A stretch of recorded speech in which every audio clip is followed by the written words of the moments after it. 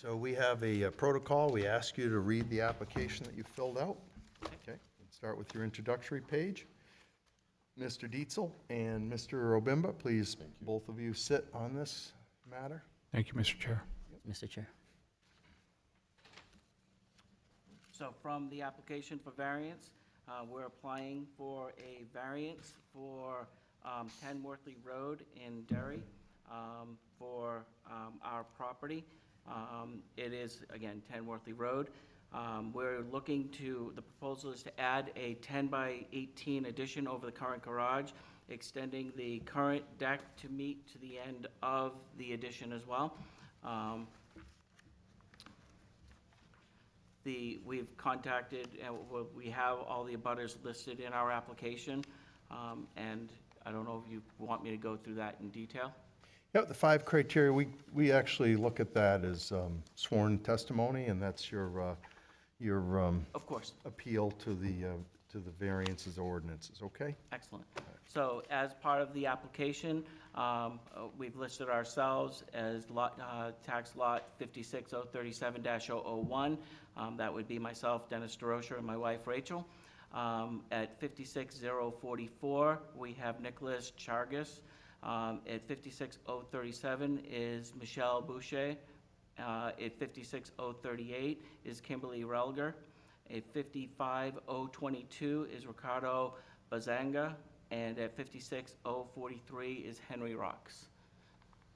And each of those we've added as part of our application, and certified letters were sent to each of those abutters as for our request for the variance. As part of the variance, there are 5 questions to amplify the reasons for the hearing.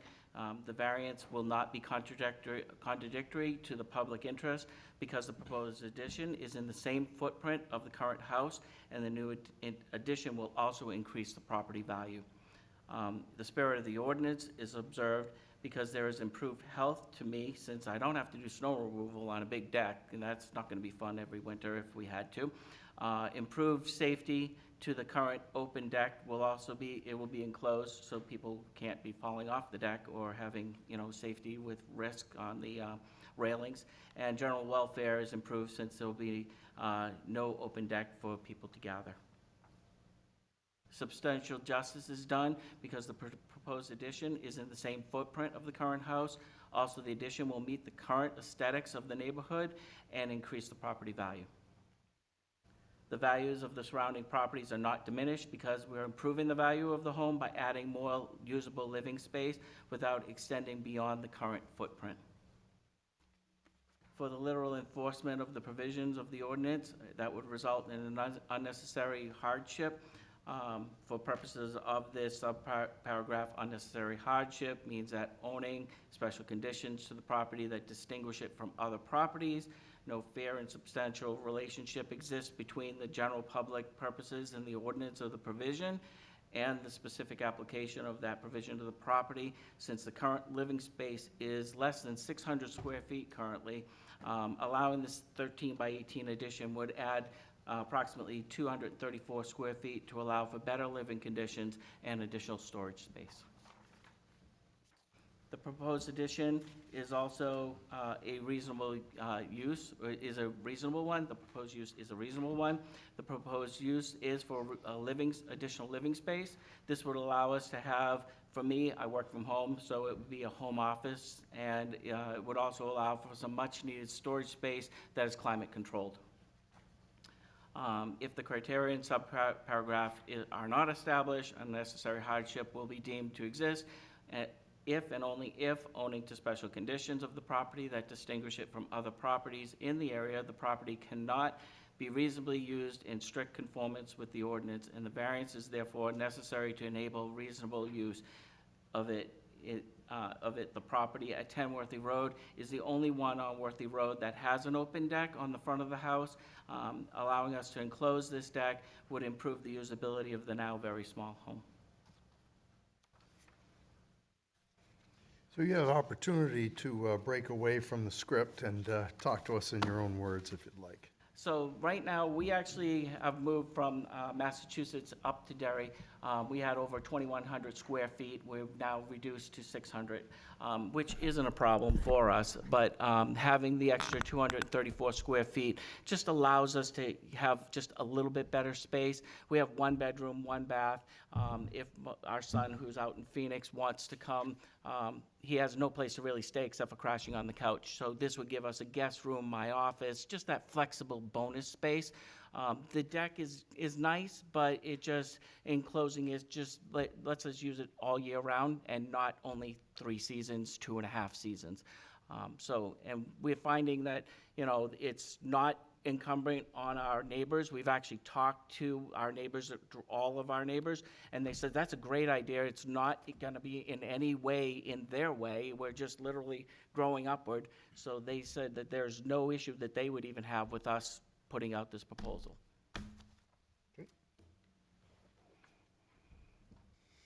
Anybody have any questions? Okay. All right, we'll make a call to public then. Let me actually get a staff report from Mr. Wentworth. Mr. Wentworth, do you have anything to add? Any insights? Well, the applicant is requesting to build a 13 by 18 addition over the existing garage and to extend the existing deck to meet the end of the addition. The existing garage is currently too close to the lot lines, and the property is located in the medium-density residential zoning district. Lot serviced by a private well and septic system. There you go. Okay, very good. How long ago did you inquire about this, by the way? When we first moved in, I called about it, but then we couldn't make it onto the agenda for 2 of the meetings. And so we actually just bought the property at the end of March 29th. And we immediately saw the ability to expand on this and wanted to do that since the beginning. With an aggressive housing market, there was no way we were going to put this in as a contingency within our P&S, but we just wanted to pursue this as soon as we closed on the home and try to get it in here as soon as we could. Well, I envy you being able to downsize like you have, and I admire your ambition to move in and all of a sudden want to change your residence as you are. So it's an aggressive plan. Anyway, with I have a that, question. Mr. Tripp. Right. Oh, this view answers my question. Oh, no, it doesn't. It appears that you're going to be adding a second floor over the garage? Yes. Exactly where that deck is and where that lattice work is, which I tore out the day I moved in, but we cleaned that up, but it would just be exactly to the edges and go straight up from the edges of the house. We're also going to change it instead of the regular, that type of roof, we're just going to have a regular peaked roof. So it's just better for snow shedding, things like that. Oh, You do have a more detailed description, I think, in your packet as Correct. well, Yes. Mr. Tripp. yeah. Give you more detail to what they're proposing, but we're not seeing a change necessary on the footprint, Mr. Wentworth. Well, doesn't appear to be. Appears to be following the exterior walls straight up. Very good. Correct. So is the addition going to be sitting on the garage? Yes. Not, see, like the deck doesn't appear to be sitting on a garage. It's kind of stilted onto it, but we've already worked. We have TC Construction who's given us detailed building plans, so we'll be beefing that up. We're going to be putting the proper fire-coated materials there so that, you have that extra burn time, all that in there. So we'll be bolstering the garage itself to make sure it does support the addition correctly, and then just building straight up from that, and then just modifying the roof line so that it just comes straight out and has a normal peak. Nice. Well, thank you very much. You good, Mr. Tripp? Yes. Very good, all right. Well, if no one else has anything, we'll go to public, all right? On your screen, we'll make a call to public first of all. Anybody who wishes to support this application and speak to it, this would be your opportunity to be heard. On your screen, we would have some posted phone numbers in the event that there was anyone that's remote that would like to call in. Phone number is 646-558-8656, and at the prompting, enter meeting code 323-9 909-140. If you wish to be recognized and speak to this matter, please press *9, and our operator will get you into the meeting from a distance. So I've made the call for anybody who wishes to support this and see no one rise at this time. Anybody out there, Mr. Preventure? Seeing none rise at this time, Mr. Chair. All right, very good. So we'll make a call to anybody who's opposed to this application. Same phone numbers apply, and anybody who wished to be heard on this, this would be your opportunity as well. Seeing no one rise here for that call, anybody else out there, Mr. Preventure? Seeing none, Mr. Chair. All right, then we'll consider that the board has met its statutory obligation for public input, and we'll close public input portion of this meeting. If there are no other questions, we can take a motion to go into deliberation. I'll make that motion. Mr. Dietzel Second. makes the motion for deliberation, and Mr. Tripp makes the second. Puts the motion on the floor. All in favor of deliberation, say aye. Aye. Aye. Any opposed? Hearing none? We are in deliberation. Case number 24-123. We have our typical town and state permits and inspections, which Mr. Wentworth and Mr. Mackey would preside over. Are there any other descriptions or oppositions that anyone would like to speak to on this, from the board would like to speak to on this application? Hearing and seeing no gestures there, I'll take it that the one, what do I want to call it? Condition? Thank you. One condition on this motion is, it meets the concerns of the board. So in that case, we can take a motion to come out of deliberation. So moved. Mr. Tripp makes that motion, I'll second. and Mr. Dietzel makes a second. All in favor of coming out of deliberation, say aye. Aye. Aye. Any opposed? Hearing none, we're out of deliberation. Mrs. Moran, you have a motion to read. I do, thank you. I make a motion on case number 24-123, Dennis DeRosiers, to grant a variance to the terms of Article 6, Section 165-46.c.4 of the Town of Derry zoning ordinance to allow an addition over the existing garage and deck extension to be too close to side and rear lot lines at 10 Worthley Road, parcel ID 56037-001, zoned MDR, as presented with the following conditions. We have one, subject to obtaining all state and town permits and inspections. And that concludes the reading of the motion. If I can have a second. I'll second. Mr. Obimba, is that you? That's me. Okay. All right, that's second, and it is, puts the motion on the floor. Before we move that for a vote, let's read the finding of fact. We have case number 24-123, and the board finds that the applicant wanted to build habitable space over an existing footprint. Parcel is in the medium-density residential zone. The relief sought was for front and side setback on a non-conforming lot. Are there any addendums or additions anybody wishes to add to the finding of fact? No. Seeing no gestures there, all in favor of moving this motion for a vote, say aye. Aye. Any opposed? Hearing no opposition there. Mr. Dietzel, what do you say? Yes. And Mr. Tripp? Yes. Mrs. Moran? Yes. Mr. Obimba? Yes. And the chair will make that unanimous. So congratulations, folks. You're all set to go.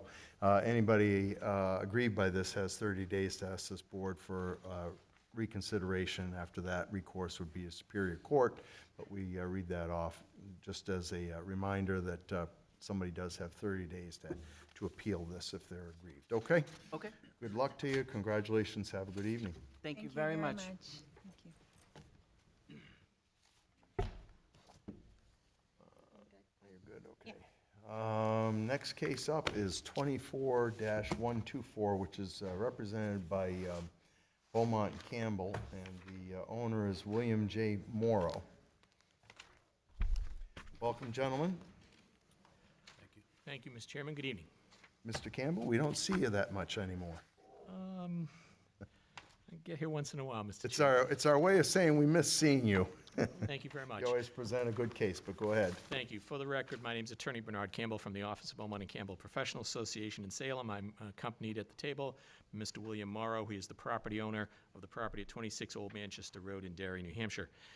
This application seeks to allow a conversion of an existing three-bay freestanding garage into a 906 square foot, more or less, additional dwelling unit in two of the bays, in a variance from Article 3, Section 165-25, D and F. And I will immediately address the criteria that the board will be looking for. So the first criteria is that the variance will not be contrary to the public interest. And our Supreme Court has indicated that a variance not contrary to the public interest can be determined in one of two ways: whether the proposal would result in a threat to the health, safety, or welfare of the community. In this case, the new unit will have a connection to the public water supply, and it has a state-approved septic system. We believe there is no threat to the public health, safety, or welfare by allowing this conversion. The second part of that contrary to public interest criteria is whether or not the proposal would change the character of the neighborhood. Obviously, the freestanding unit is already in existence, and then the unit would be constructed within that freestanding garage.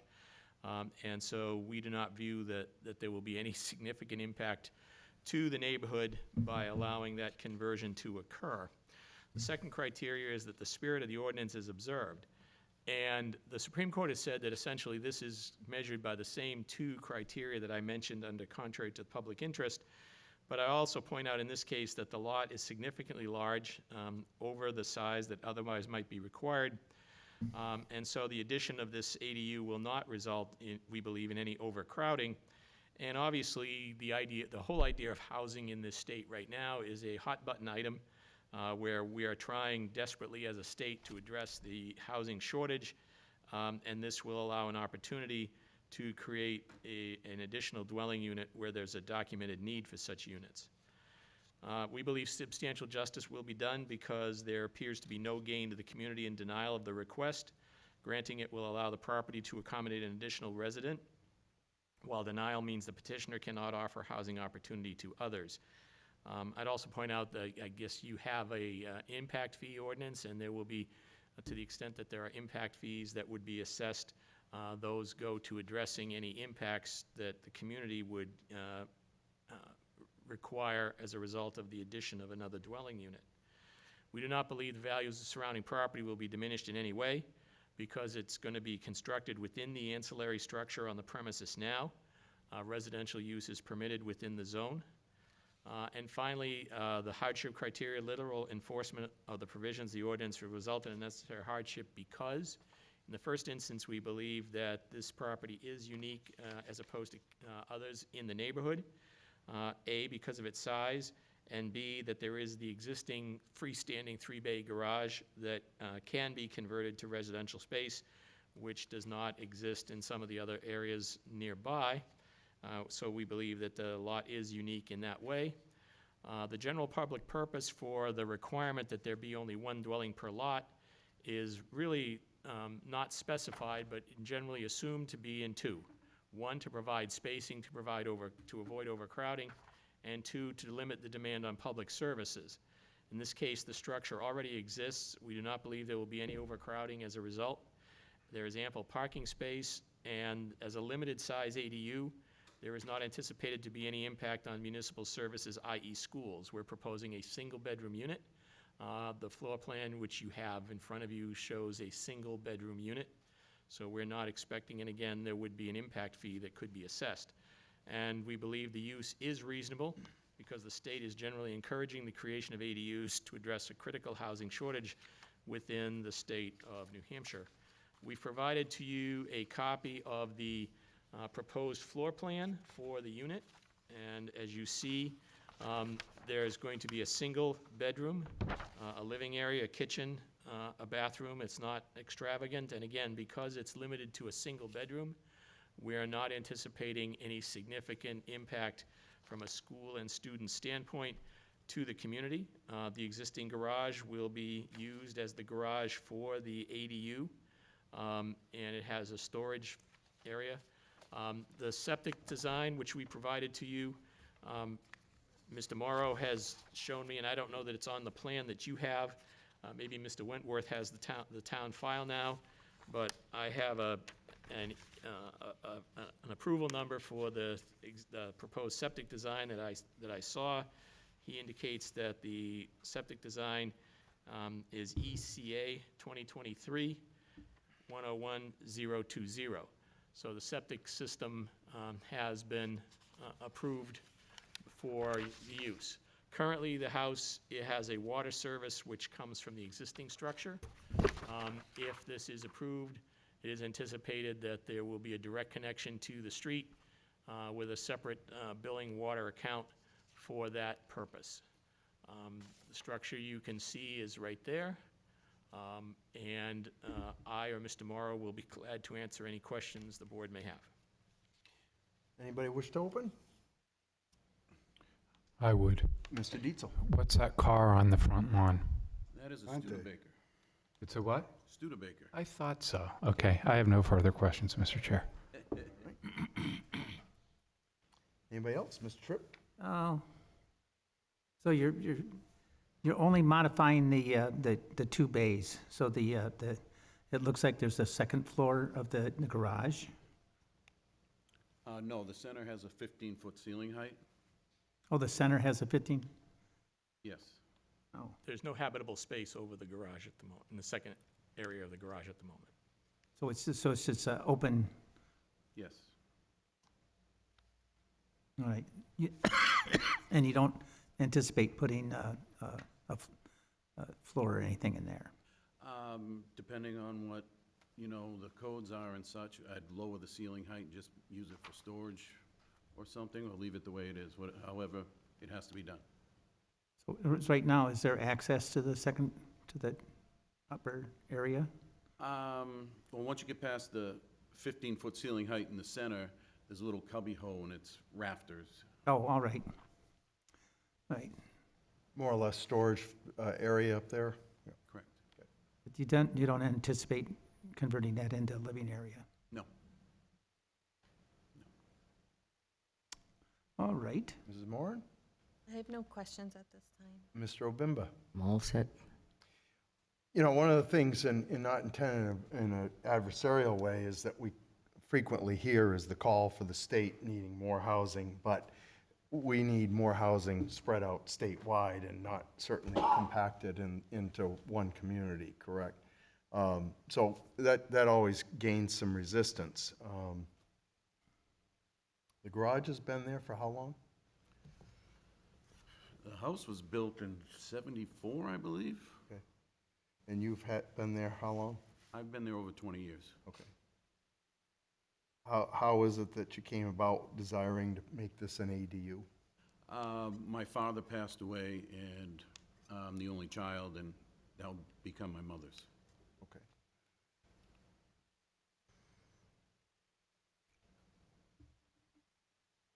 The septic system, did you say was a 2023 approval or this spring? The number he showed me was a 2023 number. Okay, which would mean that it was approved last spring. Not that that's a detriment, it was just you offered it, so I wanted to make sure I understood that. And for me, one of the issues goes back to the not necessarily the 5 criteria in the means of the state's ambitions to create more housing. ADUs and their intentions are driven by 2 different political factions, right? Each wanting it, but for different reasons. But the sovereignty of this community plays into this, correct? And one of the things that we're looking at is whether or not this puts does the idea that this is a separate footprint and not attached to the building, is there leniency there that we can accommodate? At times there are, it's up depending on the application, I think that we know that one approval for a similar application is not a precedent on another. But the establishment of a separate septic system now essentially shows this as being two residential parcels or homes on the same parcel, which is where the ordinance and its sovereignty wishes to have its ambitions separate from what the states are. And so that's really my driver. You're welcome to answer to that. In that fact that if it were an ADU, it's separated, but it has the similar ambitions, but it's on the same septic system, that kind of keeps it in the spirit of that ADU and not a two-family parcel. Understood, Mr. Chairman. I don't know, obviously, there can be several, I would say several, but there might be a couple things that this board might consider. For example, a stipulation that requires that the property never be converted to a condominium, so that it remains a single ownership. That would be one tie that you would keep, and it would keep the property essentially unitary in the ownership.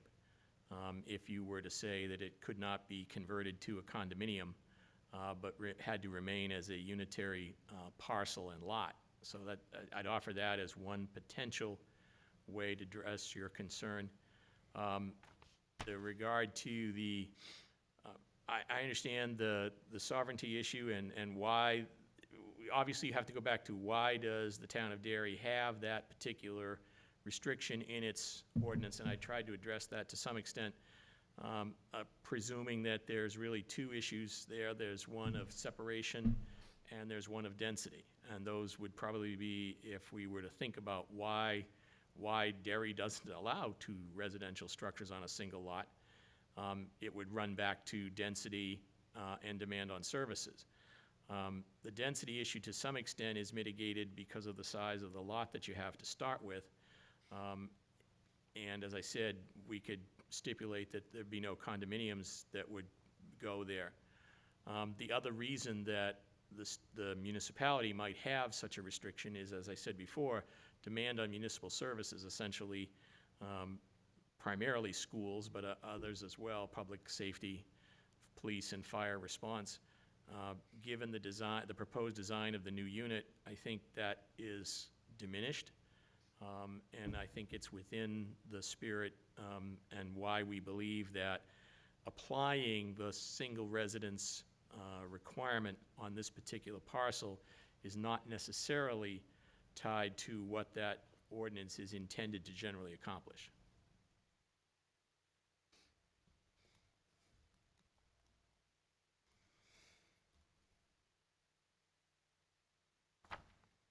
Okay. I mean, okay that I heard you. I'm not sure I'm there yet, but let me Good. let me step back and open it up if anybody else has any follow-up there. Anybody on the board? Mr. Tripp?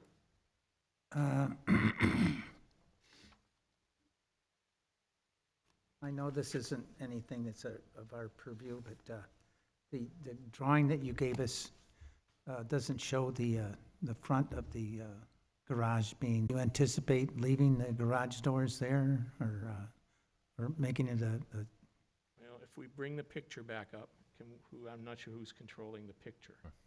Mr. Venture will help us.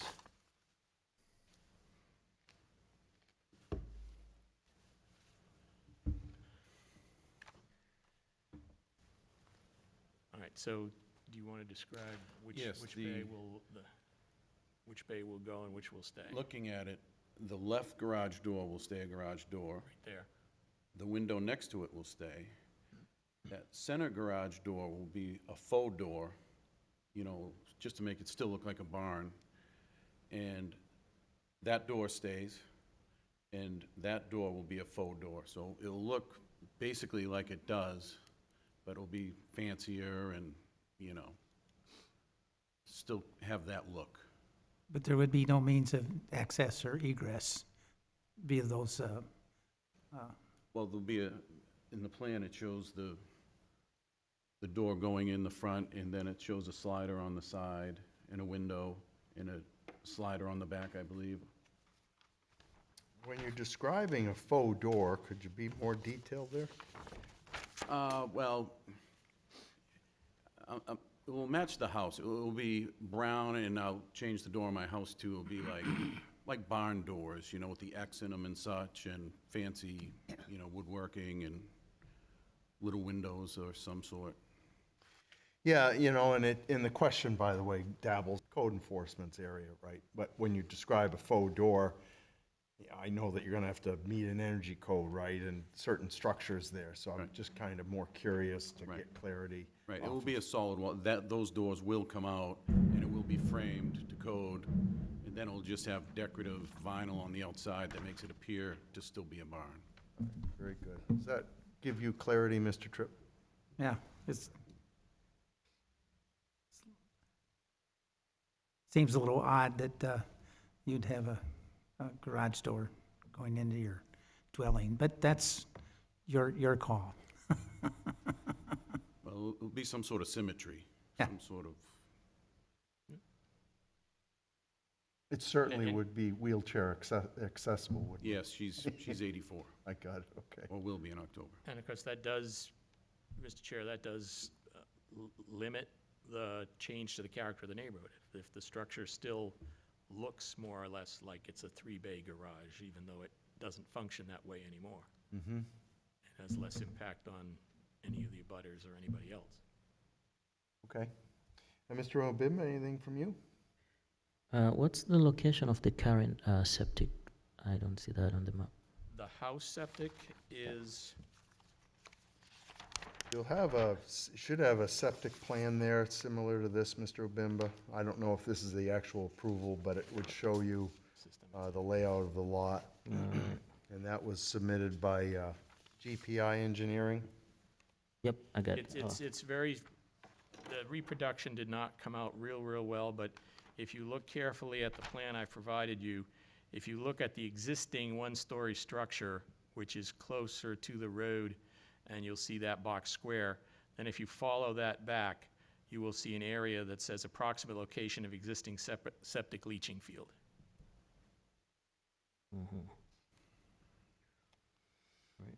Now, I was going to the point you raised of having two separate septic systems, making this lot seem like two dwelling units on one lot, and whether there could be a chance to maybe, increase or modify the existing septic to handle those two units, and then it also lessens that idea that these are kind of two lots, that two units on one lot, two dwelling units on a lot.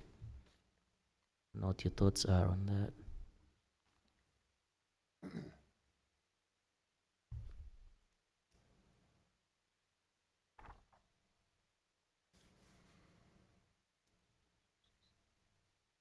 Do we need clarity on that? I guess the question would be, I'd have to ask the gentleman, and I might have to go back to the designer, whether or not the existing system, obviously there's a structure there that would have to be demoed in order to get at the existing system. There's a deck and a pool that's currently sitting in that general vicinity. Mr. Morrow would have to demo the deck and the pool, and then excavate the system to enlarge it, to make it capable of serving both dwelling units based on its size. I think I understand the chair's concern, but certainly I think the new system, which is an advanced enviroseptic, is probably more efficient than the existing system that probably is a pipe and stone. The existing system is a pipe and stone. I think to simplify the question is, how did it come about that you just decided to do a separate septic design versus tie this in? I think it's because of the distance from the rear of the house where the tank is Okay, to where it would be on that, the barn, well over 100 feet, I believe. okay. It almost doesn't look that far. Yeah, it's a funny property. The house is real close to the street, maybe 30 feet off the street, but the property's it's over 1,000 feet long. So it has a real, narrow look to it. Yeah.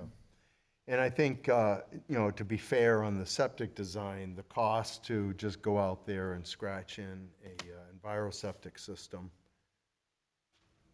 which aren't known to last as long as the pipe and stone, but to scratch that in is probably more cost-effective, and I guess from the standpoint of a designer showing up saying, well, you have all this footage, you might as well just tap it in that direction to the rear of the building, versus removing the gazebo and the swimming pool. This is higher. I'm just wondering, Ms. Chair, it also might involve a pump system. I'm trying to find the elevations on the plan. It looks pretty flat. Well, if you can in that- find them, tell me where they are. It looks 'cause I pretty can't flat. see It 'em. looks pretty flat in that photograph, Mr. Chair. Yeah. I see some spot elevations, but frankly, they're not legible to me at the size I'm looking at.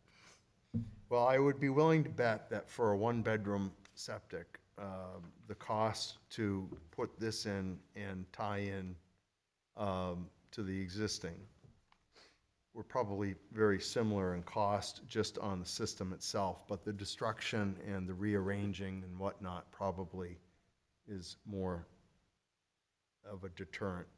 So I'll rest on that part.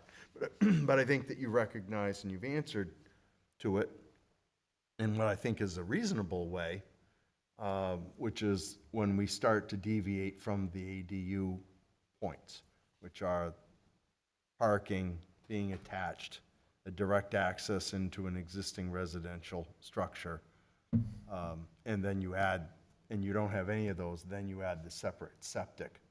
It starts to look more like a two-family lot versus one with an ADU. Anybody else have anything follow-up? Mr. Wentworth, you care to give us a staff report? Okay. The applicant's requesting approval to convert a section of an existing detached garage into an oversized accessory dwelling unit. He's seeking to create 906 square feet accessory unit where 800 feet is allowed. The property is located in a medium-density residential zone, which does not allow for detached accessory dwelling units, therefore a variance is being requested. The lot is serviced by a private well and septic system. The septic system will need to be redesigned and approved by the state of New Hampshire. DES. All right, thank you, Mr. Wentworth. I'm trying to find, what am I trying to find here?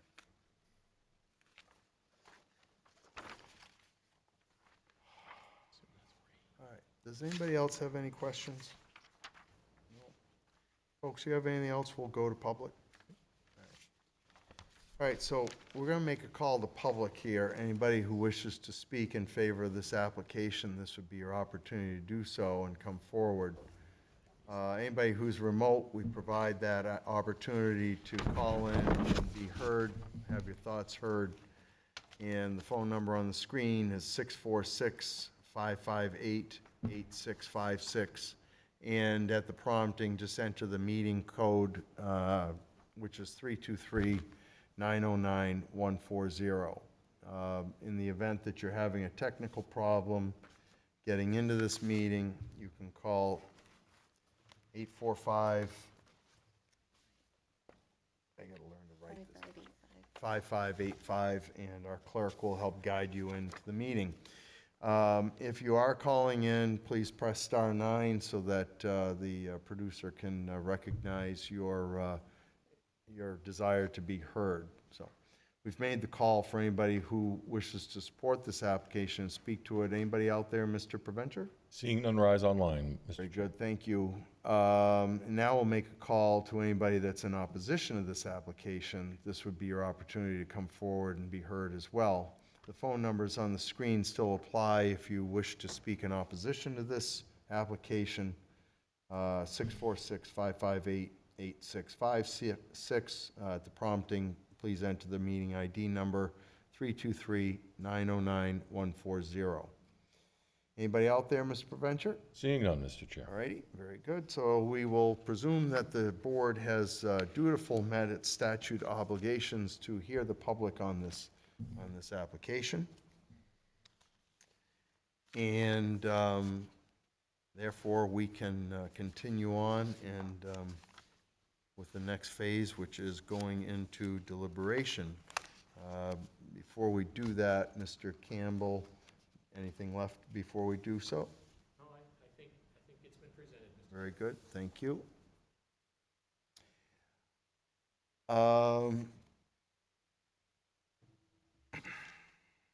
You remember could you refresh our memory, your term on the subdivision of that parcel and the two structures, Mr. Campbell? Term? Yes, relative to the condominium.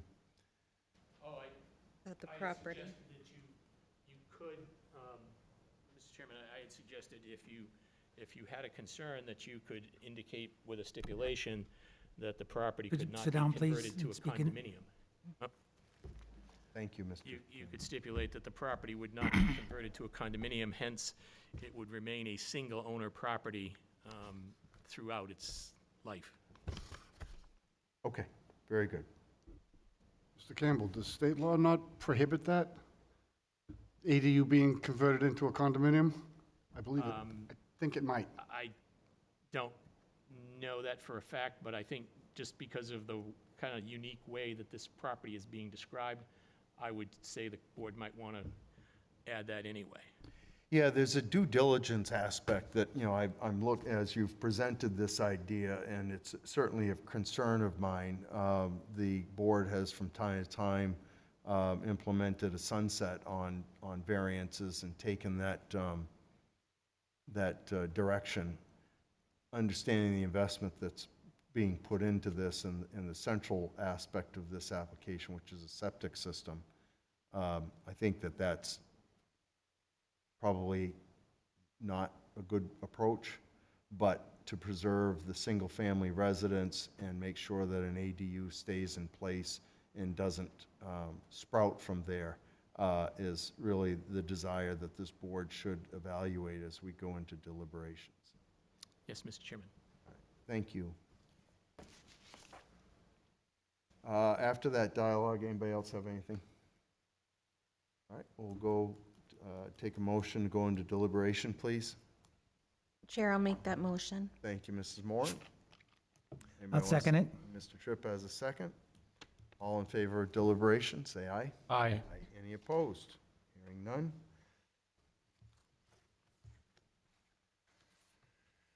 I find it interesting that if you look at, may I speak? You may. Oh. Section 16525,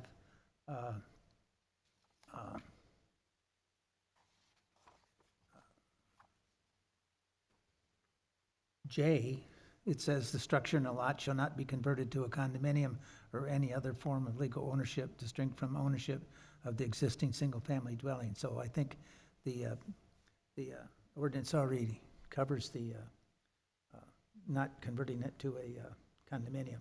Okay, thank you for that. And is that to suggest that you feel there's no need to create a condition like that on this application? Well, I would, since it's not permitted unless they come back for another variance to allow it, I would say it pretty much prevents it.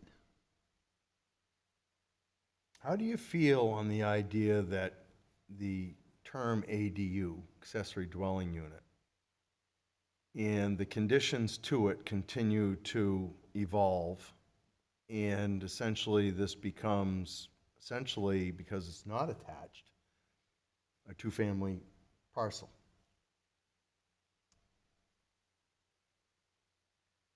I would have to agree with you on that.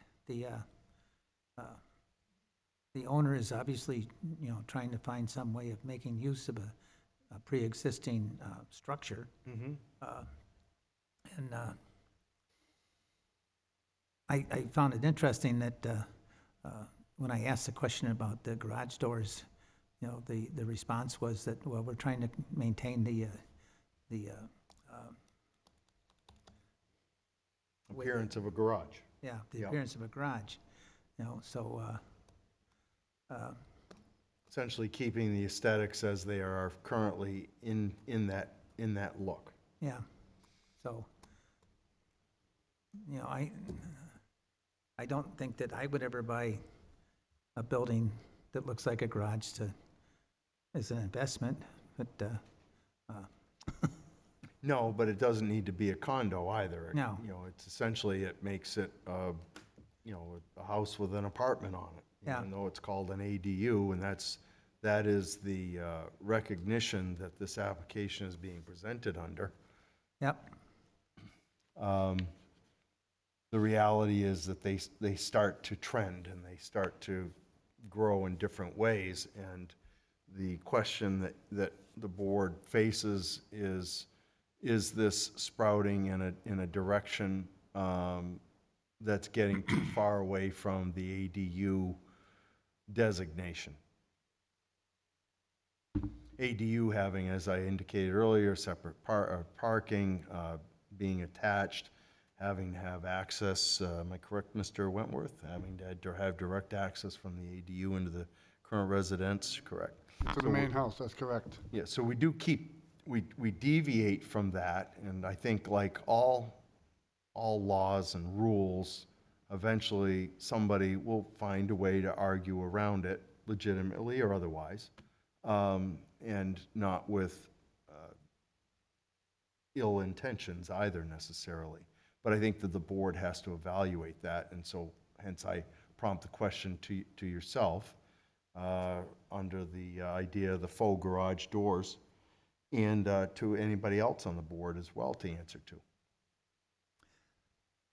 well, you know what, looking back at the ordinance again, if you look at section E, it says the accessory dwelling units must be contained in or attached to the existing dwelling or within the structure which is attached to the existing dwelling.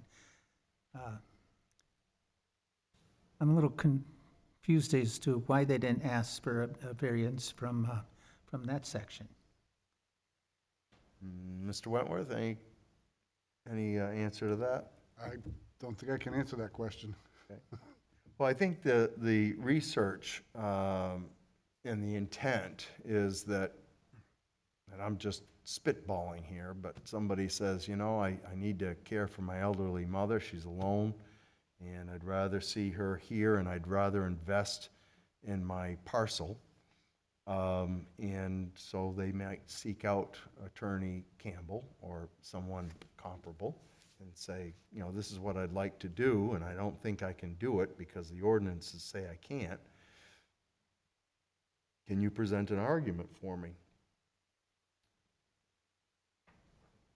If that helps answer your question.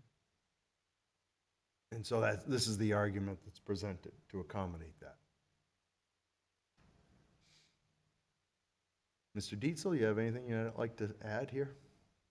I'm looking at this parcel in particular in this proposed project. I understand that the ADU rules or situation or whatever is kind of evolving slowly but surely, or maybe not even slowly. But I'm going to stick to the 5 criteria regarding this particular property, knowing that future projects, this will not be a precedent to refer to. And I think all 5 criteria are met. The fact that it's two, I agree, it certainly has the look and feel of 2 residences on one property, but because there's only one owner and the other dwelling unit, the ADU, will not be put up for sale as its own, it will remain one piece of property. And I like that. I like having a on-site resident controlling the property. I think it leads to a better fit with the surrounding neighborhood and the intent of the ordinances. The problem I see, I guess, is that it is much larger than what's allowed by an ADU. But based on what I've seen, it shouldn't be an aesthetic problem to the surrounding neighborhood. It sounds like, whether it's personally appealing or not, I think that it's going to be tastefully done when the facade is redone. And I certainly see a hardship if this is denied, as care for an elderly parent will be made much more difficult. What may happen if it's inhabited by others in the future, should the mother vacate the property? Well, we'll see, but there will be an on-site owner to oversee that and rent it out. Just reviewing the 5 criteria on this piece of property, I really don't see major problems. Okay, thank you. Mr. Obimba, you have anything? No, I'm all set. Okay, Mrs. Moran? My concern was the size as well, but once I looked at the drawing, it made a little more sense that you really can't move the wall, because then you take a window out, and seeing that the garage storage, so I feel that he just did the best with what he had to try to get as close to 800 as he could. Okay. And I think I can say that in past occurrences, a space that might be already there, or trying to lay out a square footage on a footprint, sometimes we deviate from that target, and we've approved such things, although not demonstrably. Thank you. Mr. Tripp, anything? Well, I think I'm gonna take up the offer that we have another condition that says that we make a condition that it not be converted to a condominium, since that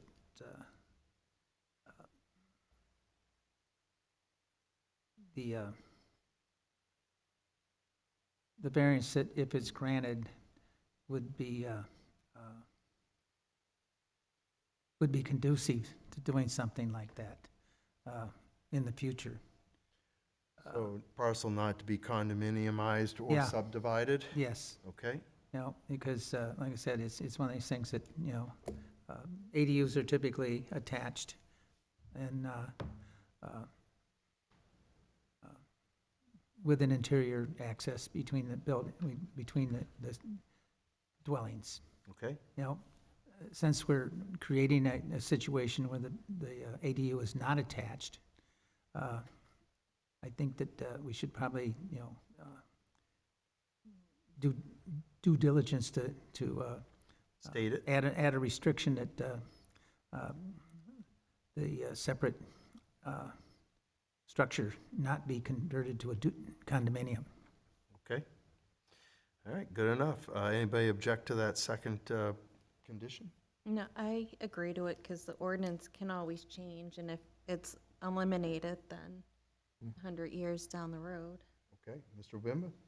Did you write down subdivision? Because how will we enforce a subdivision? I'm sorry, again?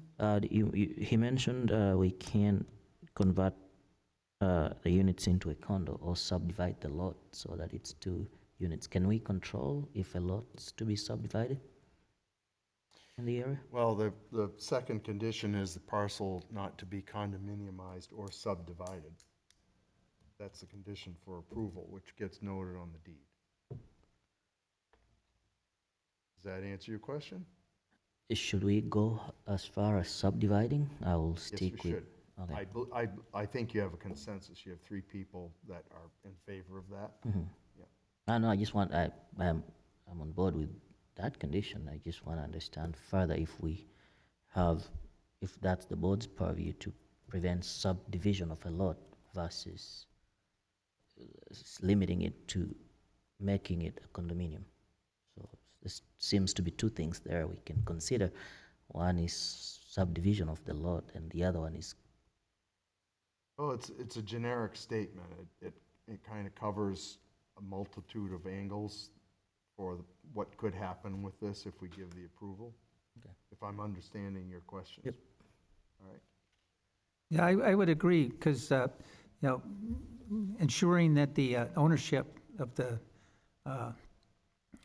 Garage. the garage and the house is maintained by a single person, there's a couple ways to skin that cat. One would be to condominiumize it, and the other would be to subdivide it. So I think by making the condition to be preventing condominiums or subdivision prevents that. Yeah, and by the way, it may be overkill to state it, but it's a roundabout way of captioning multitude of options, right? And Yeah. it's certainly within the board's purview to do so. Well, it's one of those things that, if we intend to do that, we should state it. It shouldn't be, wouldn't that still require another variance? I think J, which you alluded to earlier, which specifically states that the lot cannot be converted into a condo or any other form of legal ownership distinct from what currently the lot is. but that section could disappear. Which is Mrs. Moran's point. Yeah, and by making it implicit that it can't be condominiumized or subdivided within the variance approval, it removes it from, Regardless of the ordinance. Yeah. All right, thank you. I'm all set. All right, good enough. Mr. Chair, I have one question. I think you answered it, but I just want some clarification. If we put that as one of the conditions, that it not be condominiumized or subdivided, that's enforced, you said, on the deed? So would they have to go and write up a new deed and record the deed, or does that only come into play if they Well- transfer the property? How do we enforce that rule, I guess is my question. Well, interestingly enough, sometimes these things slip through the cracks. And I can tell you that most recently in my own professional life, came across someone that had run into a problem where they did not realize because the realtor didn't disclose. And it was one of those ambiguous points that the current owner, who hadn't owned the parcel very long, realized there were restrictions after they purchased it and found themselves jammed up. I can't speak to the enforcement process. After we resolve this vote, you're welcome to ask Mr. Campbell yourself if you'd like how that gets. But the board's wishes are not, are never enforcement. We don't enforce. We only Right, and Preside so over. my question is, who does? well, Because, typically. we're going to grant this. So typically, this goes into the file, and so code enforcement, the building department, when someone comes to them and says, I'd like to do this, that, or the other thing, they reflect back to the file, which is public access. Okay, good enough. All Yep, right. thank you. Very good. well, I would think that, as you said, if the conditions are put on the deed, that when you, in the future, if you desire to condominiumize it, you're going to have to alter the deed, which means that you'd have to look at the deed to see what the conditions are. It's like easements and other things, same thing with subdividing, if you're desirable, if that's something that you want to do, once again, you're going to have to pull the deed and find out that the condition of allowing the ADU to be, the approval of the variance would be that you can't subdivide it. So the enforcement mechanism is via the placement of the condition on the deed, I believe. Is that too much of a stretch? I can't speak to all of that. I can tell you that from what I just heard you speak of, that the deed is usually reviewed by a title company, there's always insurance, so there's a number of things that happen through a transaction. And someone who is perhaps purchasing the property, or if this, let's say that this, the applicant sells the home, and someone says, well, there's an ADU and it's acting as a separate residence, I'm gonna buy this. Similar to the mobile home that we had, I think, last summer, right? The purchaser didn't pick up on the fact, and that they actually came in and reviewed the files, but misread the files. There was a habitable space in the garage that was on the parcel, and they were going to try and add another habitable space to it, missed it, purchased the property, and then realized that they couldn't get adequate insurance for the parcel because the primary residence on the parcel was a mobile home. Yeah. And it gave restrictions to how much property casualty insurance limits they could get.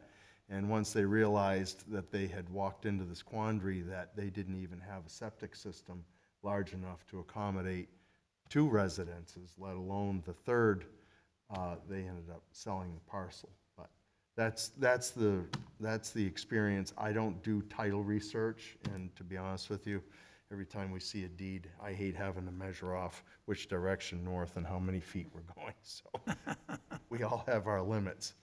But we have 2 hours left if you wish to discuss this any further, or we can move out of deliberation. I'll make a motion to. Thank you very much. To move out of deliberation. All right, before we get that second, are there any hesitations moving forward? All right, very good. We'll take a second on the exiting the deliberation, please. I'll second that motion. Mr. Dietzel has a second. All in favor of exiting deliberation, say aye. Aye. Any opposed? We're out of deliberation.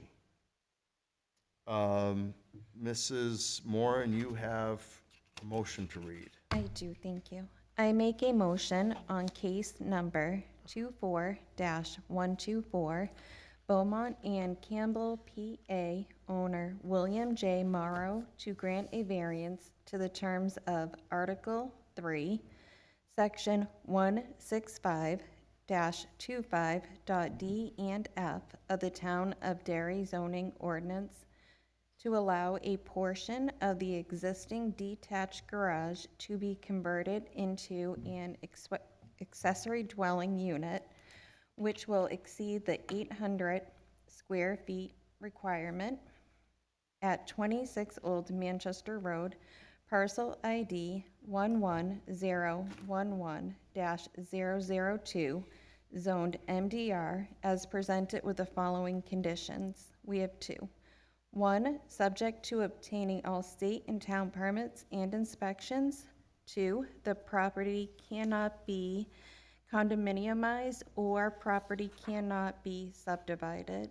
And that concludes the reading of the motion. I need a second. Second. Mr. Tripp seconds that motion. Thank you. Puts that on the floor. Let's read in for the record the finding of fact, and we have case number 24-124. And the board found that the applicant was requesting a detached ADU. The application would require a separate septic system, and the parcel is in the medium-density residential zone. And the board also includes all facts found in the meeting minutes for this application, incorporates all meeting minutes into its findings of facts and decisions. Anybody wish to add any amendments to the finding of fact? Seeing no gestures there, all in favor of moving the motions for a vote, say aye. Aye. Any opposed? All right, Mrs. Moran, I vote yes. Mr. Tripp, Yes. Mr. Dietzel, Yes. Mr. Obimba, Yes. and the chair will make that unanimous, though I was on the fence by a vote of 5-0. Of course, anybody aggrieved by this has 30 days to ask this board for reconsideration. Beyond that, recourse would be to Superior Court or the Housing Appeals Board. Very good. Thank you. Thank you, Mr. Chairman, and members of the board for your consideration. If you would like, I will offer one, since the hearing is over. Certain jurisdictions, including the Commonwealth of Massachusetts, for example, require that variance decisions actually be recorded at the registry, because you really don't change the deed per se, But if you specified on certain variances that this variance actually be recorded in the registry, if you were looking for those kind of conditions, that we would have to record it, and then the owner would find it when they did a title search. And so, even on this one, if you want me to, I can probably get a certified copy from the building department and record it. That might answer some of your concerns. It does, and thank you Yes. very much. And I found myself walking on a very thin line, and you helped clear it up. And thank you for answering to my invitation, Mr. Campbell. I think that should be in our finding of facts, every case. I guess I have a question. Again? Again, well, no, No, go there's a ahead. lot of things I don't know. Yep.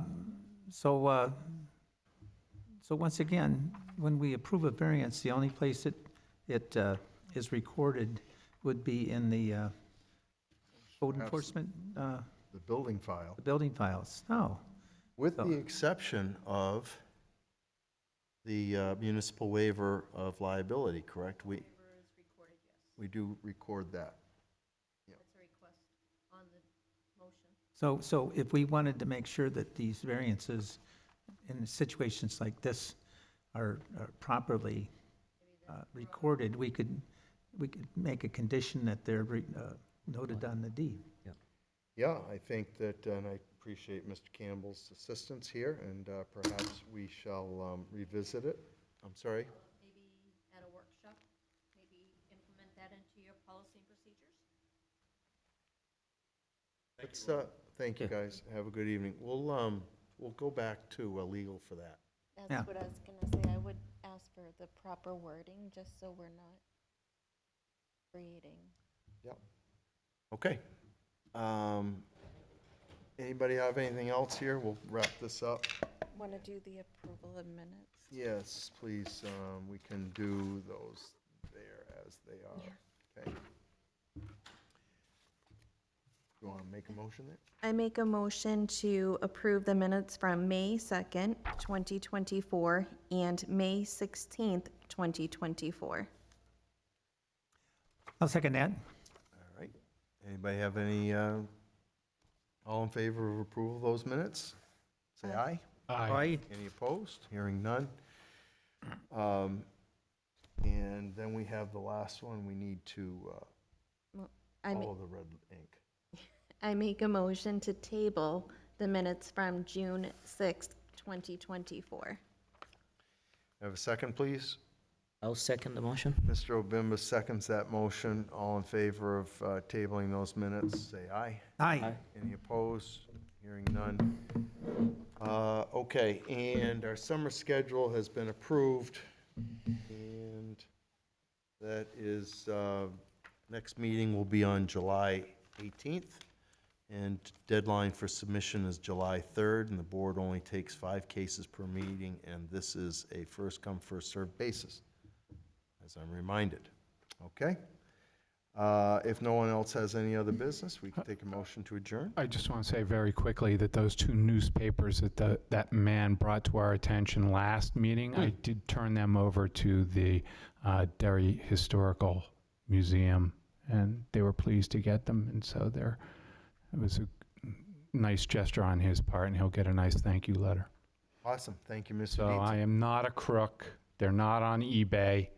I don't know, you work for the IRS. You know, You and Richard Nixon, right? So what magazine, which Well, we'll newspaper? take that up after we're done. Oh, all right. I'll make So a if we- motion to adjourn. Thank you very much. Mrs. Moran makes that motion. Could I have a second, please? I'll second. Seconded by Mr. Dietzel. All in favor of adjournment, say aye. Aye. Aye. Any opposed? We're done. Have a good night, everybody. Woo. Good night.